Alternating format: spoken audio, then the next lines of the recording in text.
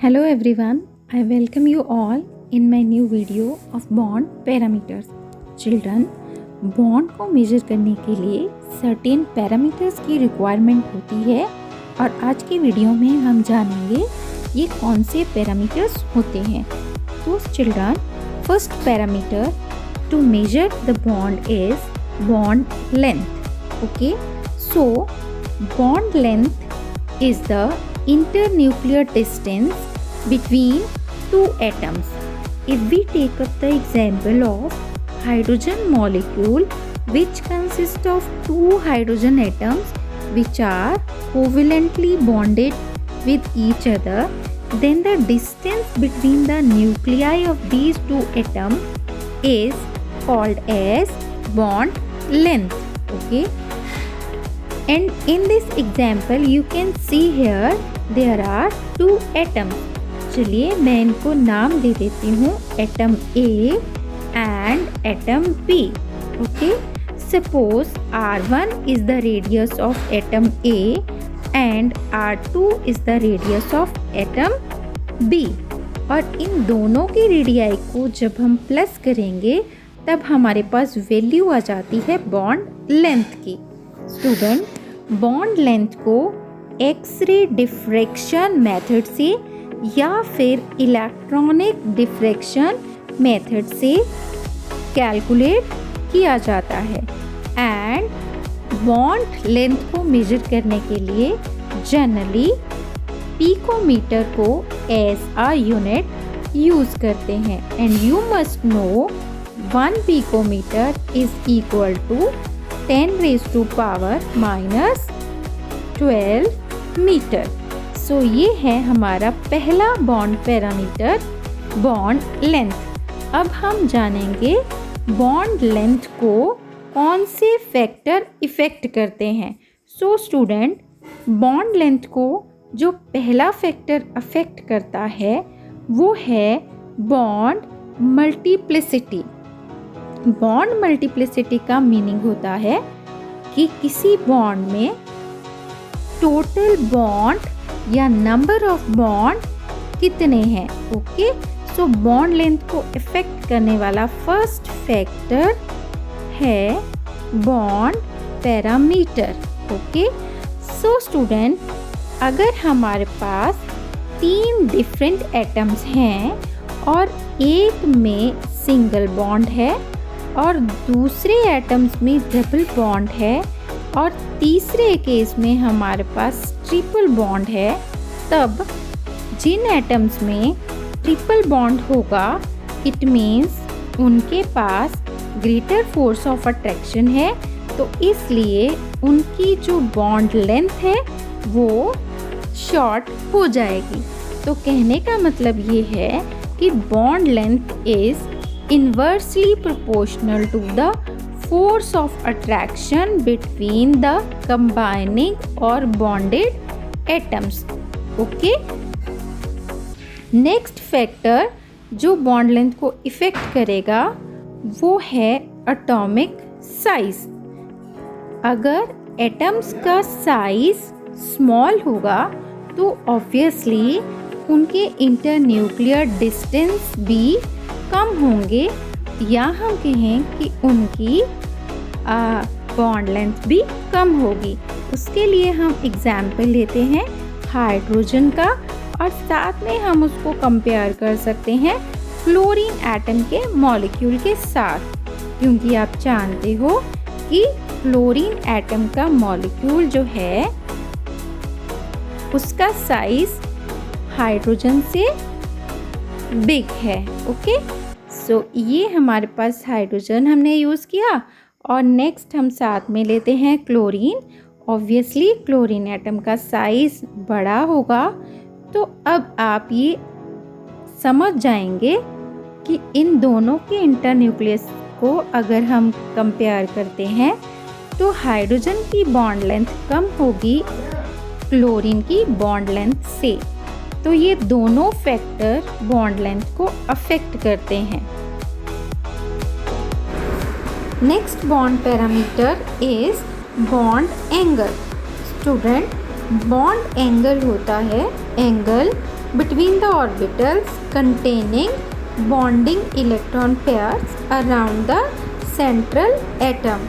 अगर हम वाटर का एग्जाम्पल लें तो आप ये जानते हो कि वाटर में दो बॉन्ड पेयर्स होते हैं और उन दोनों के बीच का बॉन्ड एंगल है 104.45 डिग्री, जिसको हम ऑन एन एवरेज 104.45 डिग्री लेते हैं। यहाँ से आप ये जान लोगे कि बॉन्ड एंगल को डिग्रीज में मेजर किया जाता है। बच्चे, bond angle between the orbitals होता है टू मिनिमाइज द रिपल्शन, क्योंकि इलेक्ट्रॉन पेयर्स जो होते हैं वो एक दूसरे को रिपेल करते हैं और उस रिपल्शन को मिनिमाइज करने के लिए इलेक्ट्रॉन पेयर्स मैक्सिमम डिस्टेंस ले लेते हैं, जिससे उनमें एक एंगल आता है। उस एंगल को हम कहते हैं बॉन्ड एंगल। अगर हम इसी तरह से बेरिलियम क्लोराइड का एग्जाम्पल लें तो यहाँ आप देख सकते हो बेरिलियम क्लोराइड में भी हमारे पास दो बॉन्ड पेयर्स हैं, लेकिन क्योंकि इनके पास कोई भी लोन पेयर नहीं है तो इनके बीच का जो बॉन्ड एंगल होता है वो होता है 180 डिग्री का। ओके, लेकिन वाटर के केस में ऐसा नहीं था, क्योंकि वाटर के पास बॉन्ड पेयर के साथ साथ दो लोन पेयर भी प्रेजेंट थे। ये बात हम इसलिए समझ रहे हैं क्योंकि बॉन्ड एंगल को अफेक्ट करती है इलेक्ट्रॉनिक रिपल्शन, और ये इलेक्ट्रॉनिक रिपल्शंस बॉन्ड पेयर्स और लोन पेयर में डिफरेंट होती है। अगर हमारे पास दो बॉन्ड पेयर हैं, अगर हम उनकी रिपल्शन को bond pair and lone pair की रिपल्शन से कंपेयर करते हैं तो बॉन्ड पेयर और लोन पेयर की रिपल्शन बॉन्ड पेयर की रिपल्शन से ज़्यादा होती है। इसी तरह से अगर हमारे पास दोनों ही लोन पेयर्स हैं तो उनकी रिपल्शन बॉन्ड पेयर से भी ज़्यादा हो जाती है।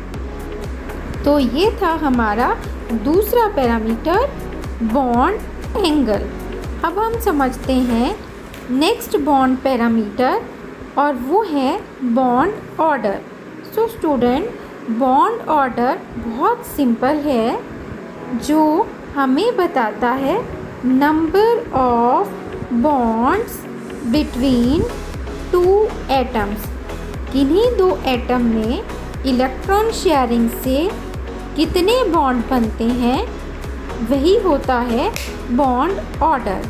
अगर हम किसी सिंगल बॉन्ड का एग्जाम्पल लें, जैसा हाइड्रोजन का एग्जाम्पल हमने लिया था, जिसमें दोनों हाइड्रोजन एटम एक इलेक्ट्रॉन शेयर करके सिंगल बॉन्ड बनाते हैं, तो इसका बॉन्ड ऑर्डर होगा 1।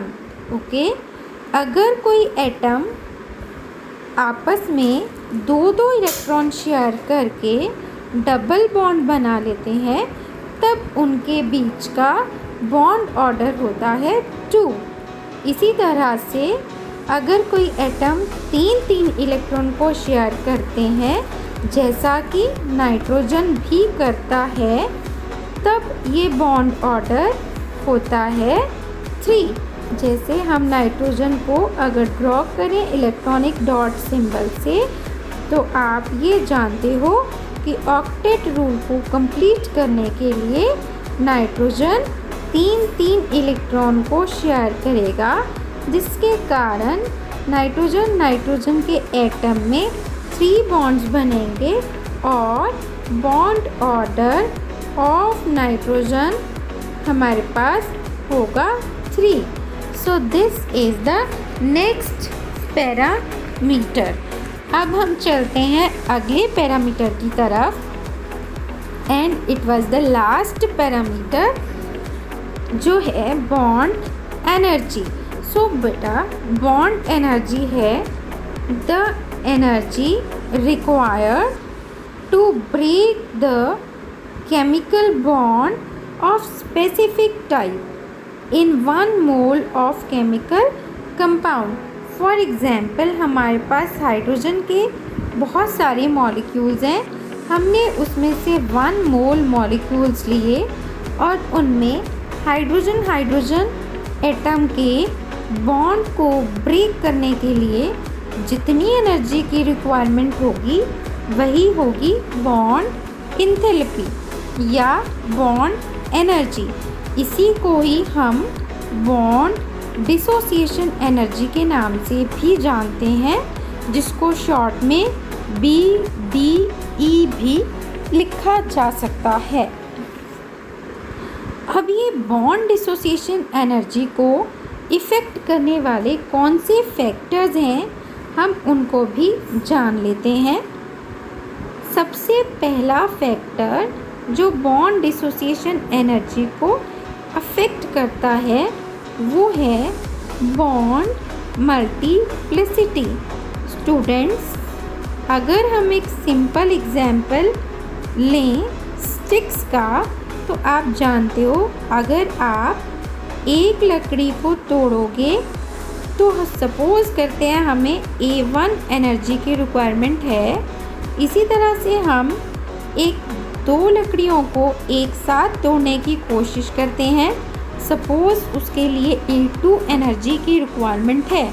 तो आप ये जानते हो कि 2 लकड़ियों को एक साथ तोड़ने के लिए ज़्यादा एनर्जी लगेगी, तो हम कहेंगे bond dissociation of A2 is higher than A1।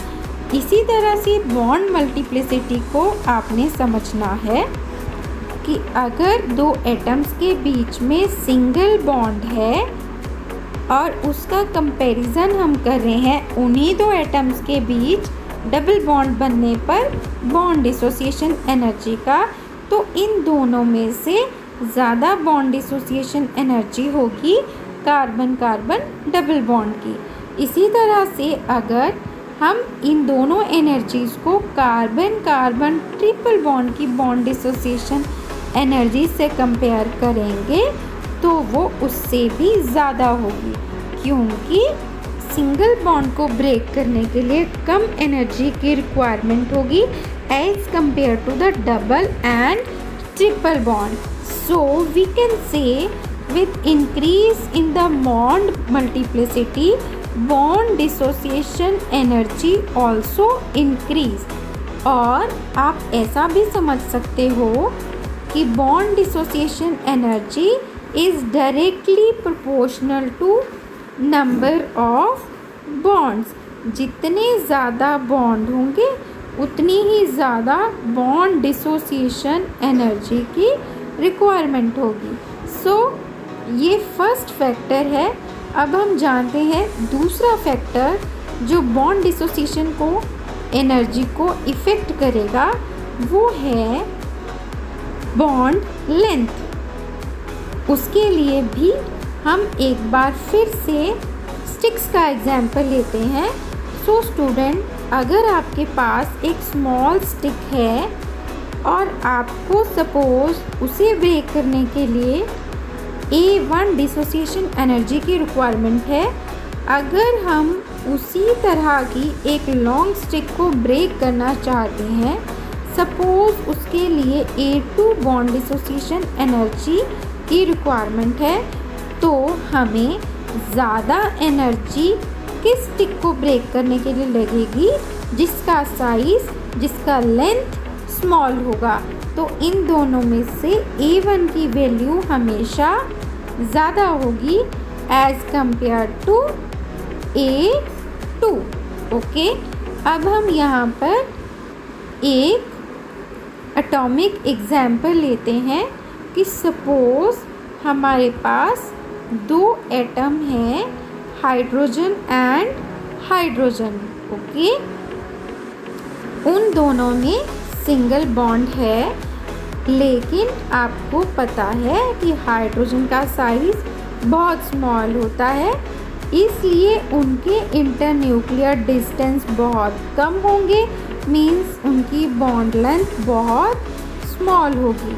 और अगर बॉन्ड लेंथ स्मॉल होगी तो फोर्स ऑफ अट्रैक्शन हाई रहेगा और बॉन्ड डिसोसिएशन एनर्जी भी हाई होगी। लेकिन अगर हम इसको क्लोरीन, ब्रोमीन, आयोडीन जैसे एलिमेंट्स के साथ कंपेयर करते हैं तो आप ये जानेंगे कि क्लोरीन का साइज़ हाइड्रोजन से बिग है, इसलिए उनके इंटरन्यूक्लियर डिस्टेंसेस लॉन्ग होंगे, जिससे उनकी बॉन्ड लेंथ लॉन्ग होगी।